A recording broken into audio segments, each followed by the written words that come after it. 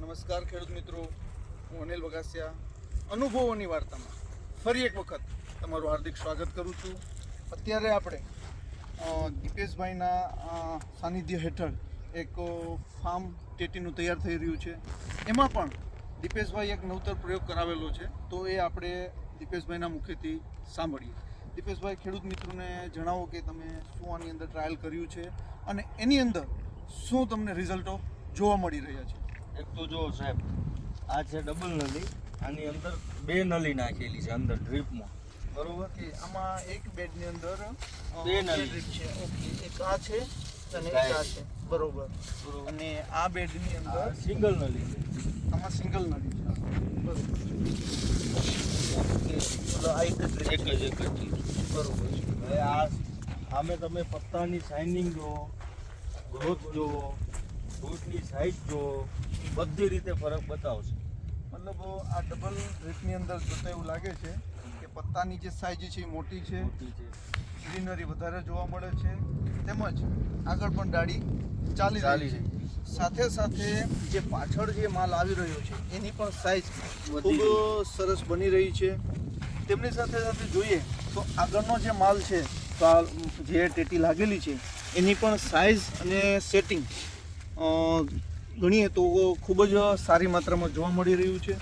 તો આ બાજુ જોઈએ તો પત્તાનો થોડોક જે રંગ છે એ એટલો મતલબ એટ્રેક્ટિવ નથી અને આગળ જે ડાળી હાલવી જોઈએ એ રોકાઈ ગયેલી હોય એવું લાગે છે. તેમજ પત્તાની જે સાઇઝ છે એ પણ થોડીક નાની જોવા મળી રહી છે. સાથે સાથે જો ફ્રૂટની પણ વાત કરીએ તો ફ્રૂટની સાઇઝમાં પણ ફરક છે. તમે આ જોઈ શકો છો, આમાં ફ્રૂટની સાઇઝ નાની છે અને નેટ પણ આવવા લાગી છે. સિંગલ છોડની સાઈડમાં આના અંદર અહીંયા નહીં જોઈ શકો, તે ડબલ નળીમાં જોયું ને, અહીંયા નહીં જોઈ શકો. હા, આમાં જે સાઇઝ પાછળ જે બની રહી છે આ સિંગલ નળી, તો શરૂઆતની જે સાઇઝ છે એ પણ ડબલ નળીમાં મોટી છે. ત્યારબાદ પાછળ પણ જે ફ્રૂટ આવી રહ્યા છે એની સાઇઝમાં પણ ઘણો બધો ફરક દેખાઈ રહ્યો છે. તો દીપેશભાઈ, તમારા મતે આવનારા સમયમાં ખેડૂત મિત્રોએ કેટલી ટ્રીપો તમારે મતલબ જે જમીનો છે રેતાળ જેવી એમાં કેટલી ટ્રીપનો ઉપયોગ કરવો જોઈએ? ડબલ નળી હોય તો સારું. આપણે તો આ ચિત્ર દેખાય છે વિડીયોમાં, જોઈ લો તમે. આ બાજુનો સિંગલ નળીવાળો છે, આ ડબલ નળીવાળો છે. ફ્રૂટની સાઇઝ જોઈ લો, સેટિંગ જોઈ લો, બધી રીતે શાઇનિંગ જોઈ લો પત્તાની. તો જનરલી બધી જ રીતે જોઈએ, સેમ ખોરાક આપેલો છે, સેમ પાણી આપેલું છે, બરોબર. સેમ ખોરાક, સેમ પાણી. સરખો ફરક એટલો છે કે આની અંદર ડબલ ડ્રીપ છે અને આમાં સિંગલ લાઈન છે. હવે ખેડૂત મિત્રોને ડ્રીપની સાથે સાથે એમાં રહેલા મૂળ એટલે કે રૂટ જે ખોરાક લે છે એ પણ આપણે બતાવીએ, જેથી એમને પણ ખ્યાલ આવી શકે. એમને ઓલી બાજુથી આપણે ઓપન કરો, જેથી આપણે બતાવી શકીએ. આ જે છે આપણે સિંગલ ડ્રીપ વાળું જે છે એમાં આપણે જોઈ રહ્યા છીએ. અહીંયા તો જો રૂટ તમને બિલકુલ ખાસ જોવા મળી રહ્યા નથી. દીપેશભાઈ, તમારી બાજુ બતાવવું જોઈએ. આ બાજુ છે સિંગલ જ, જોઈ લો. એટલું બધું નથી. આ સિંગલ નળી, આ સિંગલ નળીમાં આમાં ડ્રીપર કઈ જગ્યાએ છે? બરોબર, આ ડ્રીપર છે. પાણી પણ ચાલુ જ છે ઓલરેડી, બરોબર છે. તો હલકા એવા રૂટ અહીંયા છે, બાકી ખાસ માત્રામાં જોવા મળી રહ્યા નથી. હવે આપણે જે ડબલ ડ્રીપ વાળું છે તેમાં પણ આપણે બતાવીએ તો ખ્યાલ આવી શકશે કે શું છે શું નથી.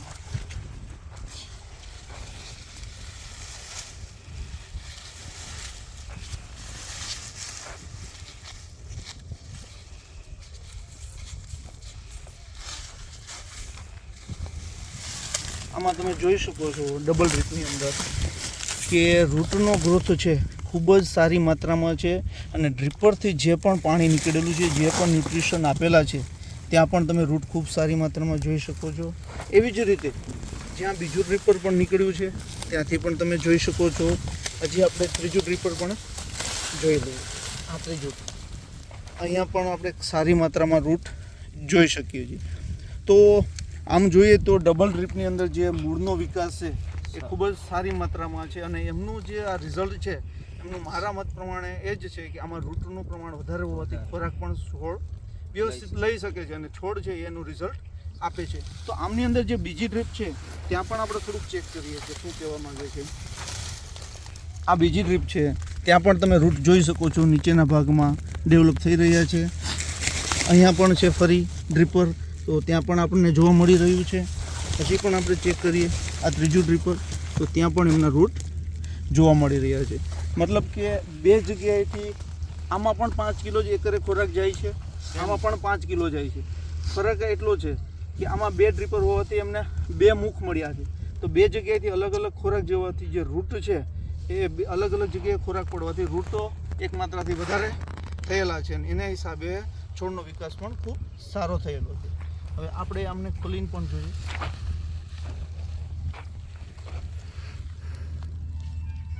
એકદમ સ્પષ્ટ નજરે આવે છે આપને આ રૂટ, એકદમ હેલ્ધી અને પુષ્કળ માત્રામાં રૂટ જોવા મળી રહ્યા છે.